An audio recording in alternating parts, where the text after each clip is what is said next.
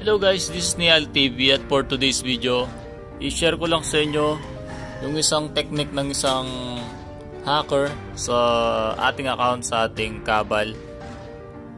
Okay, so mag-sign in muna ako. Buti na lang yung Google is merong ganito, 2 authentication na security. Okay, papaverify niya kung ikaw yung naglalagin. So kahapon may naglagin sa account ko, taga Bulacan. Okay. Tapos share ko na rin sa inyo kung paano ako na muntikan na ma-hack. Okay. Yes ko muna to. Tapos punta tayo dito sa ating account.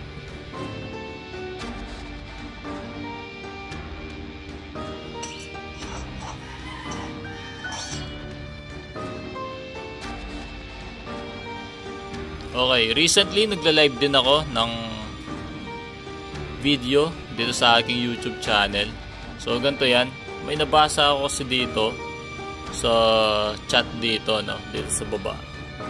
Sabi niya punta daw ako sa website na yan. Yan, pakita ko sa screen, kabalph.online. So try natin pumunta doon sa website na yon para makita natin kung ano yung nandoon.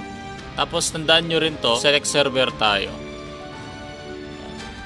Tandaan nyo itong mga channel. So meron lang tayong Mercury, tapos Jupiter, tsaka Cygnus. So punta tayo sa Chrome. Punta tayo dun sa website kabalph.online. Okay. Medyo matagal lang siya mag-loading. Ayan. Tapos may mapapansin din sa taas, meron siyang not secure.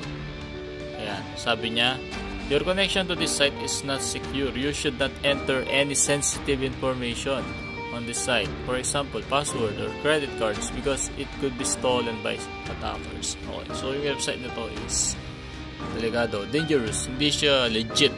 So yung pinaka website ng Kabal PH, ito.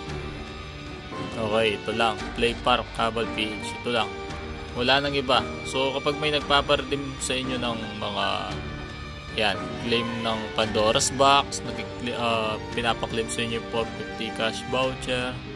So good to be true, sabi nga nila, di ba? So, pag linik mo yan, mapupunta ka sa isang website. Ayan, di ba? Papa-enter sa yung user ID or email. Ayan.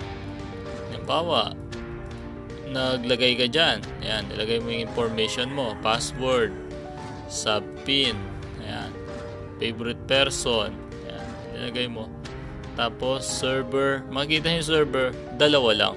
So dito pa lang wala na eh, hindi na tugma dun sa original. So yung website na to is scam talaga. Tapos Jupiter, redeem previous, click lang natin. Tapos mapupunta siya dun sa parang legit na na website. Ayan, di ba? The password you just used was found in the data breach. Google Password Manager recommends changing your password now.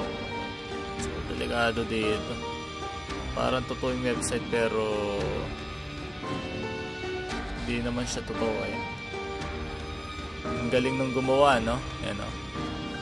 Tapos back natin.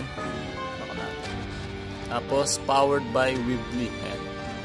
Get started. So gawa-gawa lang yung website na to. Ayan. Diba? Gumawa siya ng ganito na website para makapag-hack ng mga player sa Kabal Online PH. So, awareness lang. So kapag may nakita kayo na pinapaklaim daw yung inyong previous or Pandora's Box voucher sa website na to, kabalph.online, wag nyo nang i-enter ang inyong mga password, email. Yan. Yun lang guys, na-share ko lang. Mag-subscribe, comment kung may katanungan. Hanggang dito lang yung video. Bye!